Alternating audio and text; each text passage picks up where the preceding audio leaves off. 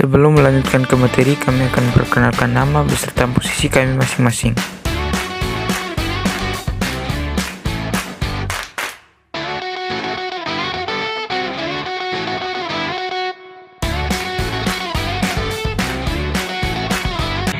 Halo guys, kembali lagi bersama saya sebagai moderator dari kelompok 8. Oke, di video kali ini kami akan membahas materi tentang rangkaian listrik, kegunaan energi listrik, konversi energi listrik, dan transmisi energi listrik. Oke, langsung saja go to materi. Rangkaian listrik. Peralatan elektronik yang ada di rumah kita dapat menyala karena adanya arus listrik dan rangkaian listrik. Rangkaian listrik adalah susunan alat-alat listrik yang dihubungkan dengan sumber listrik menjadi satu kesatuan sehingga menghasilkan arus listrik. Rangkaian listrik terdiri dari beberapa komponen. 1. Sumber listrik. 2. Konduktor atau penghantar listrik. 3. Alat listrik yaitu saklar. Komponen-komponen listrik pada rangkaian listrik. 1. Batu baterai berfungsi sebagai sumber energi listrik. 2. Saklar berfungsi sebagai alat yang dapat menyambung dan memutus arus listrik. 3. Lampu berfungsi untuk pengubah energi listrik menjadi energi cahaya. 4. Kabel berfungsi sebagai konduktor yang mengalir arus listrik. Jenis rangkaian listrik. Rangkaian listrik dibagi menjadi dua, yaitu rangkaian listrik terbuka. Rangkaian listrik terbuka adalah rangkaian listrik yang tidak dapat mengalirkan arus listrik karena jalur alurnya terputus. 2. Rangkaian listrik tertutup. Rangkaian listrik tertutup adalah rangkaian listrik yang dapat mengalirkan arus listrik karena saklarnya dalam kondisi tertutup sehingga jalur alur listrik dapat terhubung. Rangkaian tertutup dibagi menjadi dua, yaitu rangkaian seri dan rangkaian paralel. Rangkaian seri ciri-cirinya: 1. Disusun secara seri atau berurutan. 2. Arus listrik mengalir tanpa melalui cabang. 3. Jika salah satu lampu padam, maka lampu yang lain akan ikut padam. 4. Nyala lampu redup, baterai akan lebih cepat habis.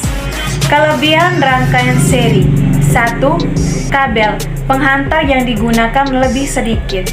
2. Biaya membuat rangkaian lebih murah. Contoh pemanfaatan rangkaian listrik seri. 1. Lampu hias taman. 2. Senter. 3. Lampu hiasan pohon Natal. Yang berikut rangkaian listrik paralel. Ciri-cirinya: 1. Rangkaian listrik disusun secara bercabang. 2. Arus listrik mengalir melalui dua cabang atau lebih. 3. Jika salah satu lampu padam, maka lampu yang lain akan tetap menyala. 4. Nyala lampu terang, baterai bertahan lama.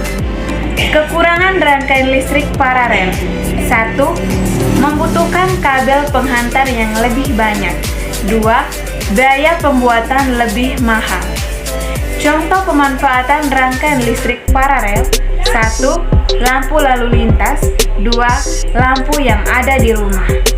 Kegunaan energi listrik. Yang pertama, menjadi sarana hiburan.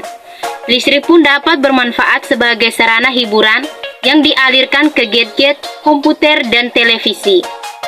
Arus listrik yang mengalir diubah jadi tulisan, gambar, dan suara sehingga tak bosan dan kita dapat menikmati hiburan tersebut.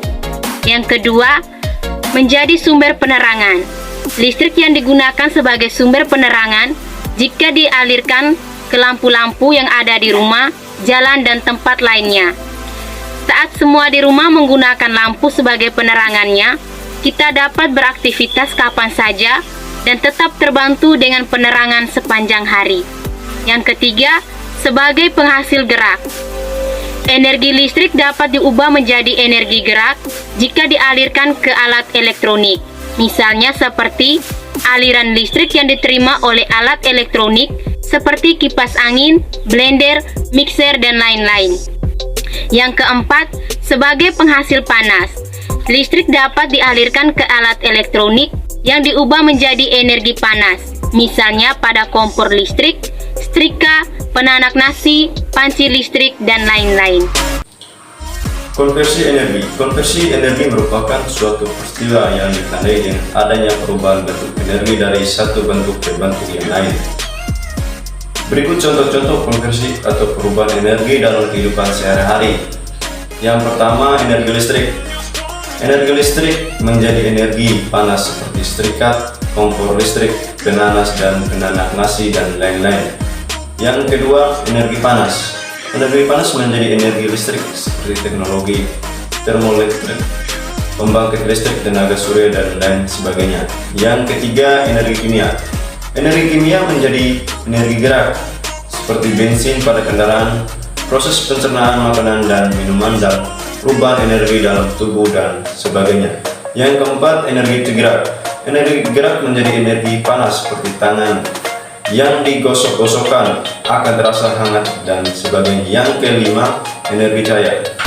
Energi cahaya menjadi energi panas, contohnya seperti menjemur pakaian, mengeringkan ikan asin, membuat garam, dan sebagainya.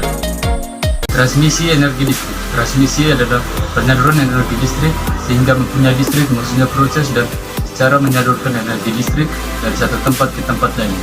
Misalnya, yang pertama dari pembangkit listrik ke gardu induk, yang kedua dari satu gardu induk ke gardu induk lagi, yang ketiga dari gardu induk ke jaringan tegangan menengah dan gardu distribusi. Penyaluran tenaga listrik Indonesia pada umumnya menggunakan arus bolak-balik atau AC. Saluran transmisi dengan menggunakan sistem arus bolak-balik 3 fase merupakan sistem yang banyak digunakan, mengingat kelebihan sebagai berikut. Yang pertama, mudah pembangkitannya. Yang kedua, mudah pengubahan tegangannya. Yang ketiga, dapat menghasilkan medan magnet putar.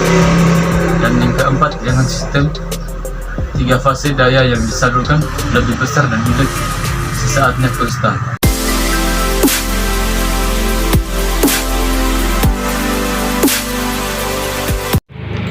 Oke guys, itulah penjelasan materinya mengenai rangkaian listrik, transmisi, konversi, dan kegunaan dari energi listrik.